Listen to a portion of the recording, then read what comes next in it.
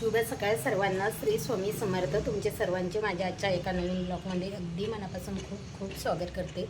तुमचा आजचा दिवस आनंदाचा, सुखाचा, समृद्धीचा, भरभराटीचा जावो व तुमच्या मनातील सर्व इच्छा स्वामी लवकरात लवकर पूर्ण करो ही स्वामीचरणी प्रार्थना. चला, माझ्या ब्लॉगला मी सुरुवात केलेली आहे. देवघरावरती थोडासा म्हणजे देवाचीच जी भांडी आहे ती मी आवरून घेते आणि देवपूजेला माझ्या सुरुवात करते, कारण आज खूप उशीर झालेला आहे.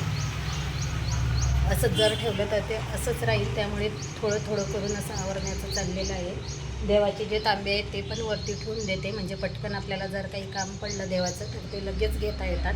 नंतर बघू कुठं ठेवायचे, काय ठेवायचे, पण आता मी ते तिथंच ठेवणार आहे. आणि ज्या देवाच्या मूर्त्या आहे त्या पण खालीच आहे, का तर आपल्याला अजून इथं जागा नाही आहे.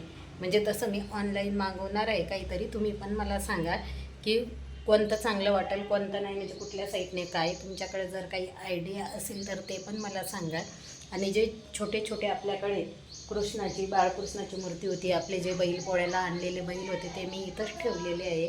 तरी पण बघू, अजून तर काही त्याचं नियोजन केलेलं नाही, कुठं ठेवायचे, काय ठेवायचे. चला, देवपूजा करून घेते आणि परत भेटते तुम्हाला.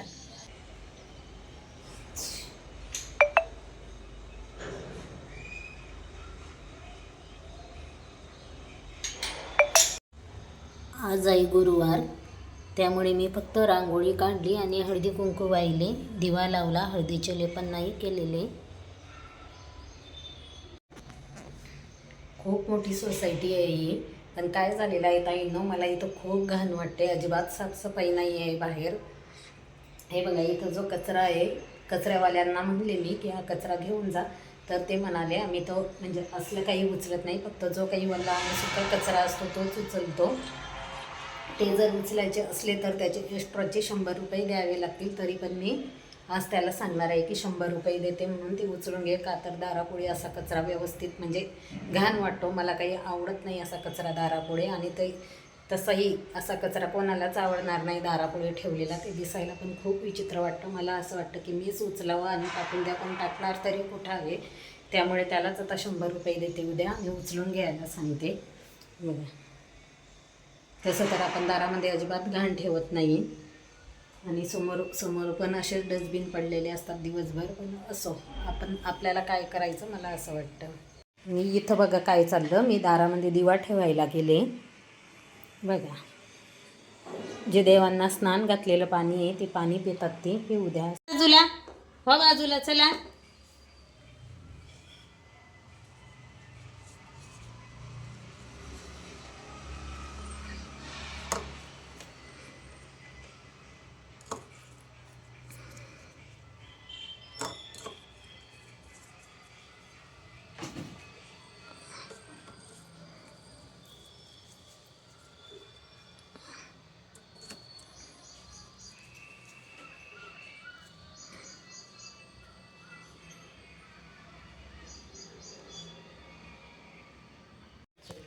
छान अशी देवपूजा करून घेतली. उंबरठ्याची पण पूजा झालेली आहे. हळदीचे लेपन तर केले नाही, तुम्हाला सांगितले, का तर मला ती लाकडी उंबरठ्यावरती हळदीचे लेपन करायची सवय आहे आणि तसाही उशीर झाला. पण झालं काय ताईंनो, देवघर आवरता जी आपली कृष्णाची मूर्ती होती ती माझ्याच्याने फुटलेली आहे. ते पण तुम्हाला दाखवते. मला खूप आवडलेली होती ती मूर्ती. परवा दिवशी तिचा जो काच होता तो आपण बाजूला काढला आणि त्यातली जी मूर्ती होती ती आपण काढून घेतलेली होती. आणि हे बघा काय झालेले आहे त्या मूर्तीचे. चला, असं आता काही इलाज नाही, होणारी गोष्ट होऊन गेली, त्याला आपणही काही करू शकत नाही. पण मला खूप आवडायची ही मूर्ती. गेल्या 9 वर्षापासून मी तिला खूप सांभाळून ठेवली होती, आणि माझ्या मनामध्ये तशी भीतीसुद्धा होती की ती मूर्ती फुटल का. शेवटी जे व्हायचे नव्हते तेच झाले. कृष्णाचा चेहरा फुटलेला आहे, राधेचा तर खूप छान आहे आणि खूप सुंदर मूर्ती होती. घरामध्ये बरेच कामं चालू असल्यामुळे स्वयंपाकाला खूप वेळ होतो. त्यासाठी मी सकाळी नाश्त्यासाठी गरम गरम असे पोहे बनवून घेतले. नाश्त्याला बनवले होते पोहे. आमचा नाश्ता झालेला आहे, पण आमची मनी म्याऊ आज रुसून बसलेली आहे. हे बघा, किचन अजिबात सोडत नाही आहे, सारखं तिचं फ्रीजकडे लक्ष आहे, का तर तिला आज दूध दिले नाही, त्यामुळे तिला व्हायला लागलेले आहे जुलाब.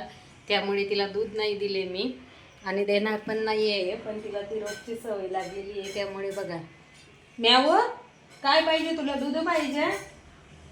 लिल्या पाल्यांची चाललेली आहे इथं मस्ती. ऐ ऐ ऐ ऐ येड्या.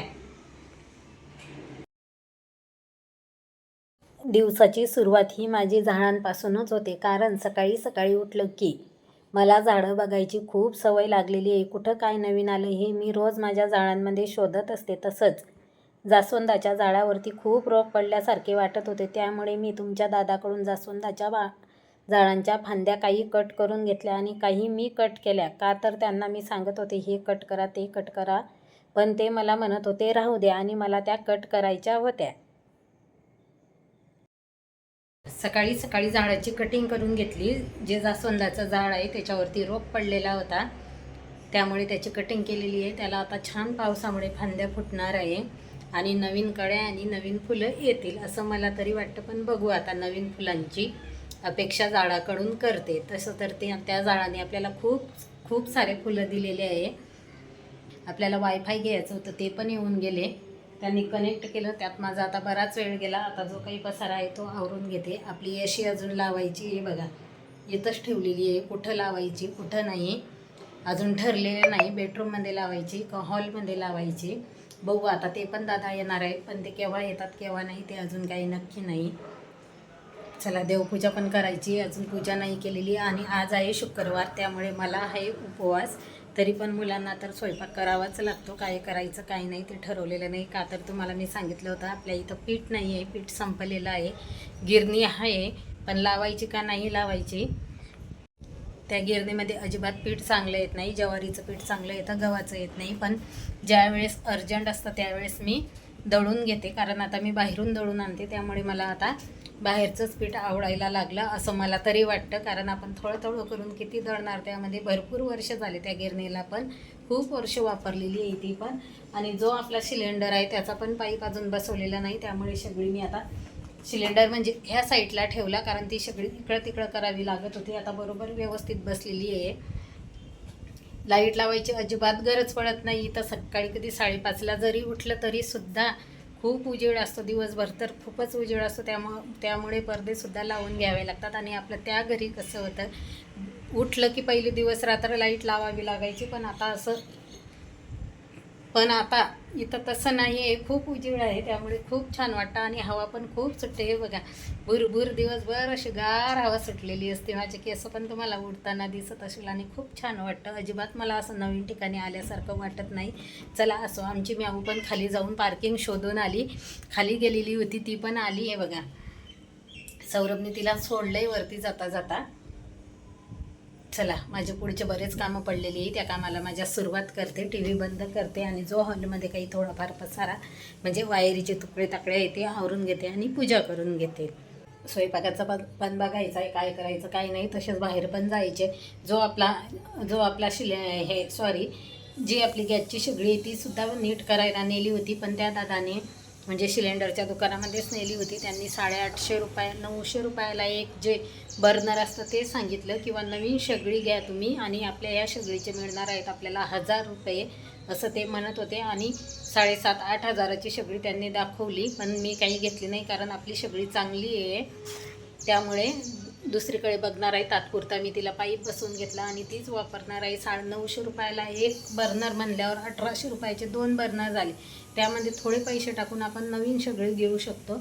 या शेगडीची आपल्याला 3 याची घेतली, म्हणजे 3 गॅसची जर शेगडी घेतली तर 1000 रुपये ते देणार होते, कारण ते पण त्यांचा फायदा होता. पण आपली वस्तू चांगली असल्यामुळे मी काही दिली नाही. आणि 2 याची शेगडी मला घ्यायची आहे, त्यामुळे मी त्यांना 2 याची म्हणलं की नाही मला 2 याची दाखवा. तर ते म्हणले 2 याची जर तुम्ही घेतली तर फक्त या शेगडीचे 500 रुपये मिळणार. पण आपली शेगडी चांगली असल्यामुळे मी ते पण नाही घेतली, कोणतीच घेतली नाही. शेवटी मी पाईप बसवला आणि ती शेगडी आपली घरी घेऊन आलेली आहे. तसं आपल्या शेगडीचं बर्नर खराब झालेलं आहे, त्याच्यावरती थोडेफार भांडे काळे होतात. पण तरी पण तुम्ही मला सजेस्ट करत आहे ना की मी शेगडी नवीन घ्यावी का नाही घ्यावी म्हणून. चला, तुमच्या कमेंटवरती मी तसा विचार करणार आहे. तोपर्यंत मी आहे ती शेगडी वापरणार. सरक नाव. किती वाजले? पाय घ्या हो वरती.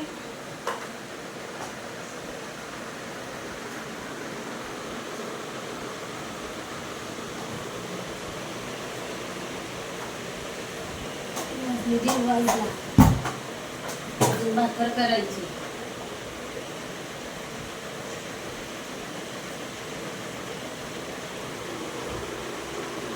वर्षा भारी आहे ना इथल्या पण. हा पण छान आहेत. आपल्या त्या तिथल्या मोठ्या वर्षा चांगल्या पायाला नसतं ते कसं ठेवलं काय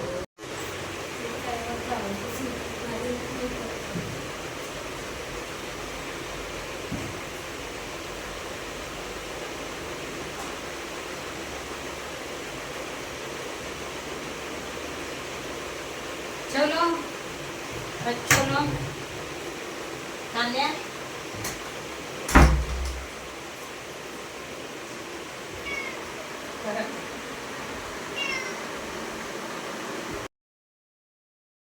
उपवास असला की तसं तर मला फराळाचं लागत नाही किंवा मी करतही नाही, पण आज बाहेर जायचे आहे त्यामुळे मी ग्लासमध्ये दही घेतलेलं आहे. फ्रीजमध्ये दही ठेवलेलं होतं, साखर टाकलेली आहे, इकडे टी व्ही चालू आहे आणि मला काजू घेतलेले आहे खायला. फराळाचं मी काही दुसरं खिचडी वगैरे काही करत नाही, असंच काहीतरी खाते. ते पण असलं तर, नाहीतर त्याची पण मला काही गरज पडत नाही. चला बाकी काही झालेले आहे. सौरभ अजून जेवायला येणार आहे, म्हणजे तो आलेला नाही, त्याचं जेवण बाकी आहे. कारण मला जायचं आहे बाहेर. कुठं जाणार आहे, काय जाणार आहे ते पण तुम्हाला पुढे दिसणार आहे. चला. आणि दादाची चाललेली इथं झोप. हे बघा, जेवण झालं आणि लगेच पडल्या झोप लागली त्यांना. तोपर्यंत मी किचन आवरून घेतलं. स्वयंपाकाची जी भांडी होती, त्यांची जेवायची जी भांडी होती ती भांडी घासलेली आहे. डबे ठेवण्यासाठी मला घ्यायचे होते रॅक, कारण आपल्या पहिल्या घरी ट्रॉल्या केलेल्या होत्या, त्यामुळे भांडे ठेवायचे अजिबात टेन्शन येत नव्हते. पण आता काय झालेलं आहे ताईंनो, जे डबे आहे ते मी किचन ओट्याच्या खाली ठेवलेले आहे, त्यामुळे मला फक्त डब्यांसाठी रॅक पाहिजे होते आणि ते रॅक जुन्या बाजारामध्ये खूप स्वस्त मिळतात.